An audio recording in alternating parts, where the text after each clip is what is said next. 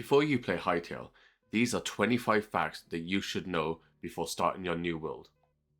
In the settings on the gameplay, there is an option to be able to choose where the items from the floor drop into. For me personally, I put them all to inventory so that whenever I pick stuff on the floor, they go straight to my inventory rather than cluttering up my hotbar. Unlike Minecraft, Hytale has a built-in system where you can hold space to jump 2 blocks. This allows you to get to places that you normally wouldn't get to and allows ease of access in many other scenarios.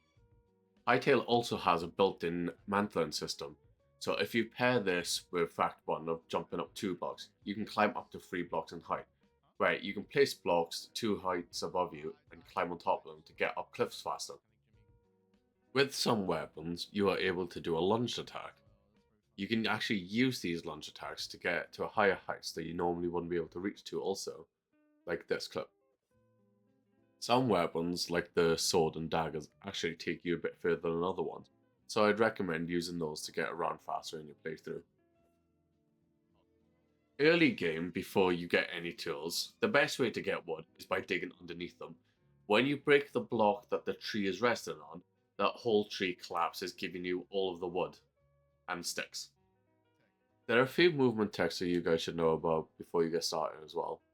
One of them, which is when you're sliding, you don't consume stamina. So if you're trying to get to faraway places, you can spam slide as you're running, and you can get to further distances without consuming as much stamina. The second important movement tech is that when you're climbing up towers into high places, you can actually spam space to get up the ladders extremely fast, but unfortunately, it doesn't work the same going downwards. So, when you're looking at your map, you can see the surrounding areas within range of your person. This is actually determined by setting a render distance. The greater the render distance, the greater the map will see. So, if you feel like your computer can handle it, I would set your render distance higher so you can see more places around you. So it's easier to explore and know exactly where you want to go. The first thing that you want to do early game is actually find the Forgotten Temple. It's usually close to spawn, but there is an enemy, a golem, covering the portal right next to the exit. But unlike most people know, you can actually just run straight past the golem into the portal. But as the golem is quite hard to deal with in the game. So just find the temple, go down the stairs, and run straight past that golem to the Forgotten Temple. After you've beaten the golem, there is 2 chests that are in the room. One is off to the left, and the other is off to the right, hidden behind the stairs to the entrance. Use these chests to get a good amount of loot and help you progress a little bit faster.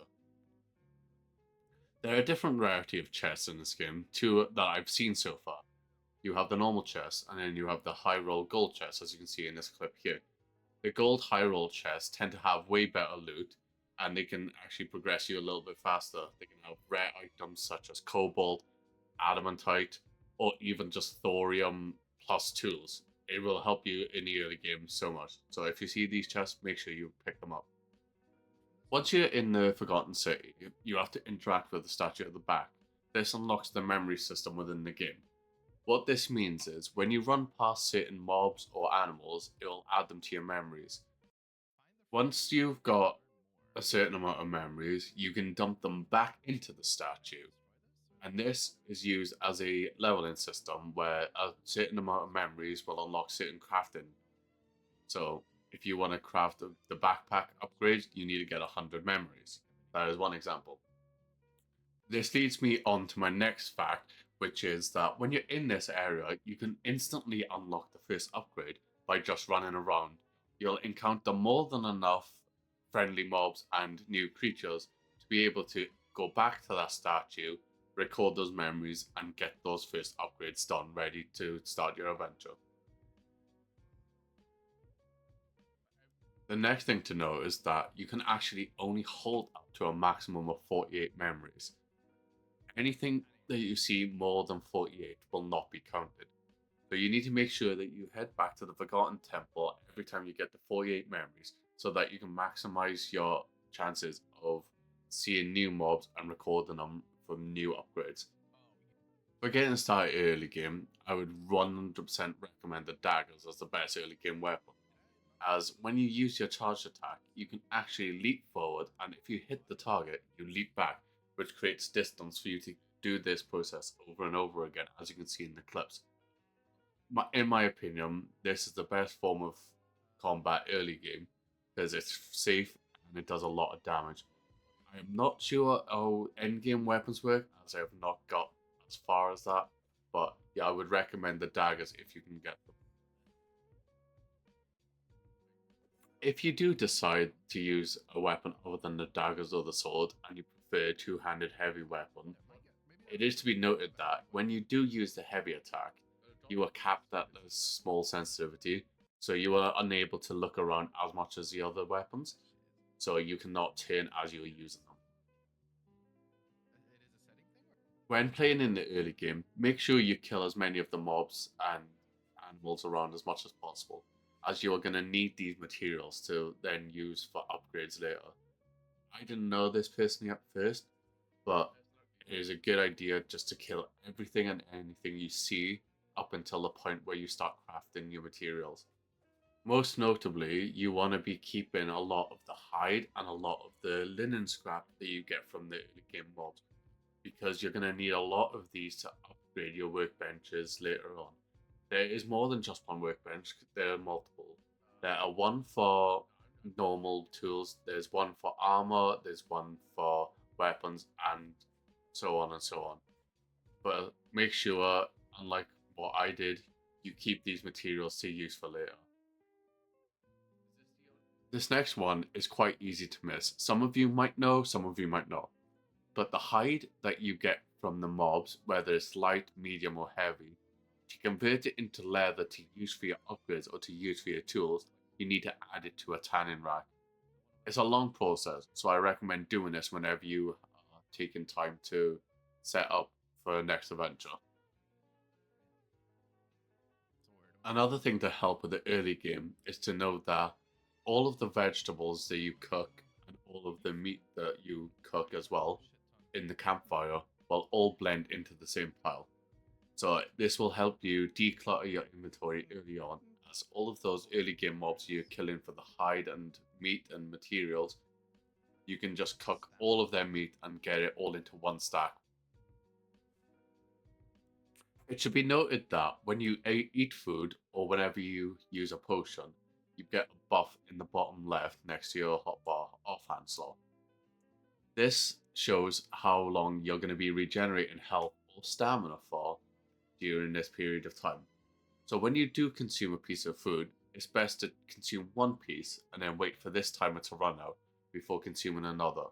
There are rare scenarios where eating more food quickly would be better if you're losing a lot of health quickly. But for the most part, to avoid wasting food, consume one and then wait for this buff to disappear. You should be upgrading your furnaces and your workbenches as soon as possible, as this allows you to craft additional items and just have more things in general. Upgrading the furnaces allows you to have free slots, and it allows the furnace speed to be faster. And the workbench, when you upgrade to tier 2, allows up to cobalt weapons, and then tier 3 allows up to mithril. If you haven't found a place that you want to set up base yet and you're worried about breaking your workbenches after you've upgraded them, you don't have to worry. Because whenever you break the workbench, if you've upgraded it to tier 2 or tier 3, you get all of the resources back that you've used to put into them. So you can keep putting these workbenches down every so often to get new items, new materials, and whatever you need until you find an area that you really want to set up base. Me and my friend did this multiple times until we found an area that we really liked, and then we permanently set up base there. So don't worry about moving around. Make sure that you do pick up the materials after you've broken the workbenches as well, and then go to your next area until you find somewhere that you really want to stay. Once you have found a place that you really want to stay, make sure that you have your chest within range of a workbench or the furnaces, because like the Palwell system, your chests can actually be pulled from if they are within range of them. So you don't have to worry about picking up materials every single time that you want to use them to upgrade or craft. One useful tip to be noted that I found out from when I was playing is that, unlike Minecraft, you can freely mine underwater with no penalty. So you can swim around in the depths of caves looking around for ore, and every time you begin to start to lose breath, just go to the top, mine a hole so you can breathe, and then carry on digging. You can use this to get to deep parts of caves, and you can use it to go underwater in the seas or whatever. As long as you've got a working pickaxe and a place where you can dig up, you can breathe. To follow in this, it should be noted that if you do see a bright patch of water at the bottom of a cave like this clip, don't be curious like I did and go into it and wonder why it's bright, because, yeah, you follow the map. I learned this the hard way, so I'm letting you guys know not to do this. Also should be noted that different ores spawn in different areas of the map. So, early game I found a lot of cobalt because I was in an icy area, whereas adamantite spawns on the lava islands. So if you want to get to a certain material fast, make sure you know the exact biome you're going to and where to go to, because this will improve the speed of your mining quickly. You can find all ores underground, but it's easier to do it in these areas. Thankfully, in this game, you can also ride horses without having a saddle. So if you do see a horse early game and you do want to get around faster, just go to it and interact with it. It'll be the best form of transport to get to areas far away or just traversing the land that you're on in general. And it will be noted that they aren't tamed. So when you do jump off that horse, it will attempt to run away. So it's a temporary solution to getting around faster, but make sure that you are able to catch up to the horse once you have finished using it. It should be noted that some mobs also have rare drops. As you can see in this clip, my friend drops me a void heart after he killed one of those big tentacle void monster things. We killed one later on and it didn't drop it. So, I don't know the exact percentage of it, but if you see a big mob that looks like you can kill it, try and kill them and see if you can get the red drops, as they are used for upgrades later on. One mob you should completely avoid, and me and my friend found out this the hard way multiple times, are bullfrogs. I do not know what the devs were thinking when they added these to the game, but these bullfrogs do so much damage and they are so deadly. I've died to them multiple times. My friend has died to them multiple times. They are so much stronger than you think they are. So avoid them until you have a good set of armor and tools. Lastly, when you get a little bit further into the game and you get to the lava island, the villages tend to have cellars in them. These cellars you can dig down into and you'll find an underwater cave. Once you make your way down to the underwater cave, there is a lot of valuable loot down here. There are 9 chests in total, with 3 of them being golden chests. These chests are hidden all over the place. 4 of them are in the main section, where you can just run around on the surface and check for chests around the middle area. And one of them will be a golden chest, which is more hidden towards the middle back section. There are also 2 chests on opposite sides in the water. So as if you're in the water looking around, make sure you look for the chests. The last 4 chests can be found in each corner of the underwater cave. You access these by going up the waterfalls on each side, and once you get into these sections on each corner, 2 of them will be golden and 2 of them will be normal chests. These are where the good loot is. So, if you're down in these areas, make sure you get all 9 chests, as you can get adamantite, thorium, and more.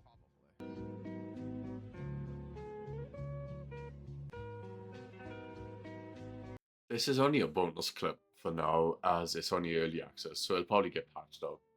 But you can force yourself to no clip. If you find a climbable object in a corner and break a block below and look into that corner, you can no clip through the wall. This helps you get out of places that you normally get stuck in. Just a useful tip for now.